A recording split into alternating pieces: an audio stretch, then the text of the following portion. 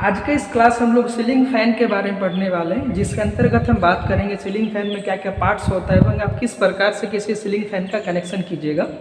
मुख्यतः एक ceiling fan में दो वाइंडिंग होता है, एक स्टार्टिंग वाइंडिंग का, दूसरा रनिंग वाइंडिंग का। दोनों वाइंडिंग में 4 टर्मिनल होता है। अगर इसे कनेक्शन की बात करें तो आपको कनेक्शन के लिए सिंपल में एक स्टार्टिंग वाइंडिंग और एक रनिंग वाइंडिंग को एक जगह ज्वाइंट करना है। जहां आप ज्वाइंट कीजिएगा वहां पे आप स्विच के द्वारा फेज को कनेक्ट कीजिएगा, और जो बचा 2 टर्मिनल, एक वाइंडिंग स्टार्टिंग का और एक वाइंडिंग रनिंग का, वहां पे आप कैपेसिटर को दोनों में कनेक्ट कर दीजिएगा, और न्यूट्रल को जहां पे रनिंग वाइंडिंग है और कैपेसिटर एक जगह जहां पे जुड़ा है वहां पे आप न्यूट्रल से कनेक्ट कर दीजिएगा। ये रहा इसका वाइंडिंग डायग्राम।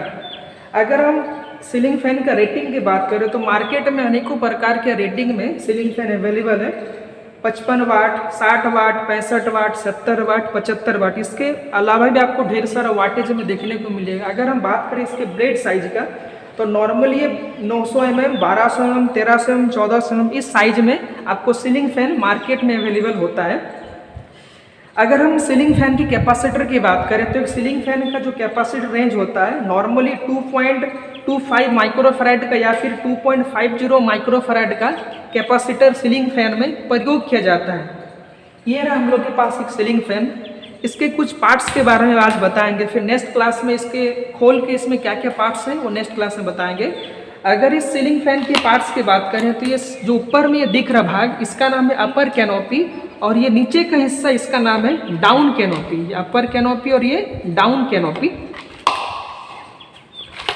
इसका नाम है कैपेसिटर स्टैंड। ये कैपेसिटर को बेसिकली होल्ड करके रखता है। ये कैपेसिटर स्टैंड में ही हम लोग जो फैन का अंदर से जो 4 टर्मिनल निकलता है उसको हम लोग इस कैपेसिटर स्टैंड में ही कनेक्ट करके सप्लाई टर्मिनल से जोड़ते हैं। ये रहा फैन का बॉडी, इसका नाम है डाउन बॉडी और इसका नाम है अपर बॉडी।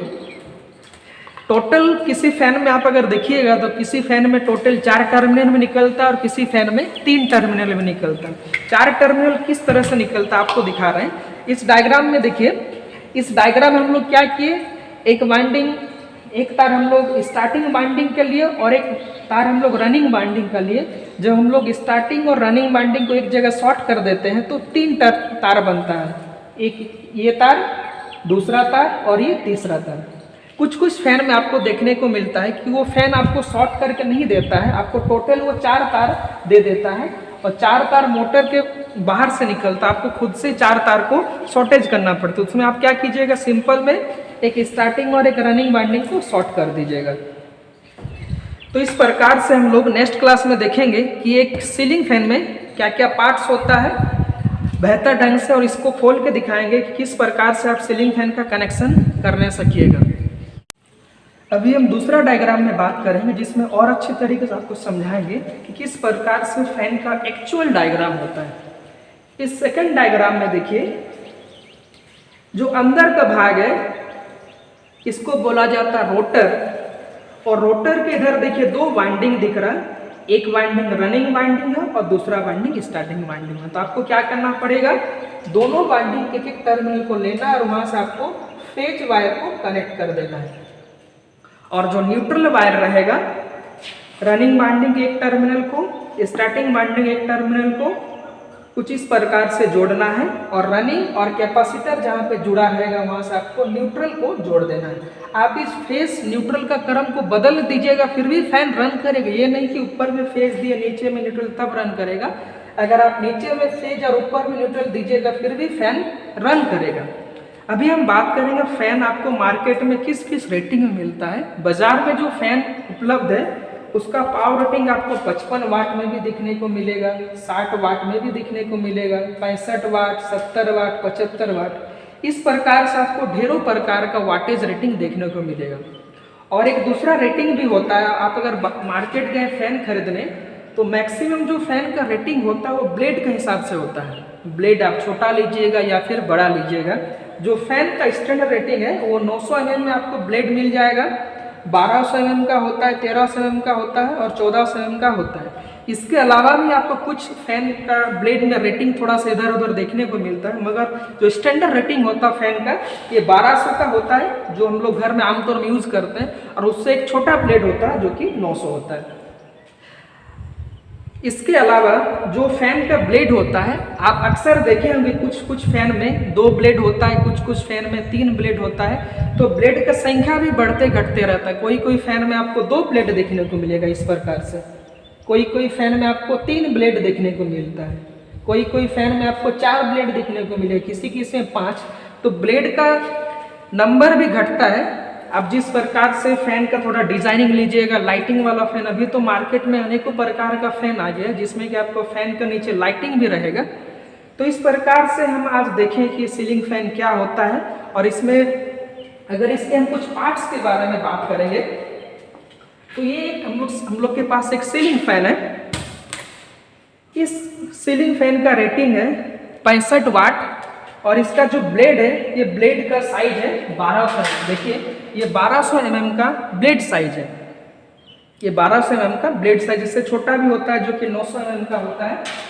अभी सीलिंग फैन में हम लोग कुछ पार्ट्स के बारे में बात करेंगे।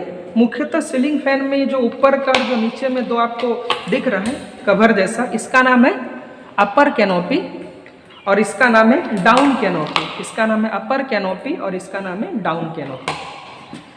ये ऊपर का हिस्सा इसको हम लोग सीलिंग में टांग देते हैं, जो छत में इसके द्वारा हम जो ऊपर में फैन का हुक होता है उस हुक में इसको फिक्स कर देते हैं। और आप ध्यान रखिएगा, कभी भी अगर इसको सीलिंग के हुक में फिक्स करते हैं तो यहाँ पे चेक कीजिएगा, ये जो स्प्लिट पिन है, इस पिन का नाम है स्प्लिट पिन, ये हमेशा फैन के साथ होना चाहिए जब होगा। अगर आपके पास स्प्लिट पिन नहीं होगा तो आप इसके अलावा कुछ तार का टुकड़ा भी देके इसको आप आराम से होल्ड कर सकते हैं। अभी इस फैन में देखिए एक कैपेसिटर का प्रयोग किया गया। नॉर्मली जो फैन का कैपेसिटर होता है ये 2.25 माइक्रोफैराड का भी हो सकता है, 2.50 माइक्रोफैराड का होता है। ये दोनों स्टैंडर्ड साइज है कैपेसिटर का, 2.25 और 2.50। एक चीज़ ध्यान रखिएगा, जो कैपेसिटर का साइज होता है वो माइक्रोफैराड में होता है, हमेशा माइक्रोफैराड, इसका साइज होता है हमेशा माइक्रोफैराड। कैपेसिटर का जो स्टैंडर्ड यूनिट होता है वो फैराड होता है, लेकिन हम लोग जो फैन में यूज़ करते हैं वो माइक्रो रेटिंग में, बहुत कम रेटिंग का कैपेसिटर हम लोग यूज़ करते हैं जो कि माइक्रो रेटिंग में होता है। तो एक फैन में किसी फैन में आपको 4 टर्मिनल देखने को मिलेगा फैन के बाहर, और किसी फैन में 3 टर्मिनल। 4 टर्मिनल कहने का मतलब ये है, सपोज कि ऐसे मानिए कि 2 स्टार्टिंग वाइंडिंग और 2 रनिंग वाइंडिंग का टोटल 4 टर्मिनल होता है। अगर 4 टर्मिनल में आपको कुछ इस प्रकार से 4 टर्मिनल बाहर दिखाई दे तो समझ जाइए कि इसका अंदर से किसी प्रकार का शॉर्ट नहीं किया गया, मतलब इसमें टोटल 4 टर्मिनल है।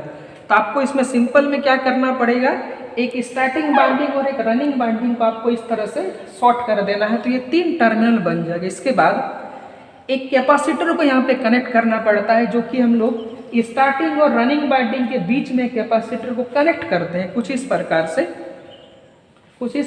हम लोग कैपेसिटर को कनेक्ट करते हैं। और जहाँ से हम लोग स्टार्टिंग वाइंडिंग और रनिंग वाइंडिंग को शॉर्ट करते हैं वहाँ पे हम लोग फेज वायर को देते हैं, और जहाँ से हम लोग एक कैपेसिटर का तार को स्टार्टिंग वाइंडिंग और एक तार को रनिंग वाइंडिंग के साथ ऐड करते हैं, यहीं से हम लोग न्यूट्रल तार को देंगे तो ये फैन एंटी क्लॉकवाइज डायरेक्शन में रोटेशन करने लगेगा। तो इस प्रकार से हम लोग देखें कि फैन में क्या क्या पार्ट्स होता है। नेक्स्ट क्लास में लोग बात करेंगे, इस फैन को आप खोल के दिखाएंगे कि आप किस प्रकार से अंदर से 3 टर्मिनल है या 4 टर्मिनल है, आप मल्टीमीटर के सहायता से फैन को किस प्रकार से स्टार्टिंग वाइंडिंग कलेक्ट कीजिएगा और कैसे आप रनिंग वाइंडिंग का तार को अलग कीजिएगा, हम लोग नेक्स्ट क्लास में देखेंगे।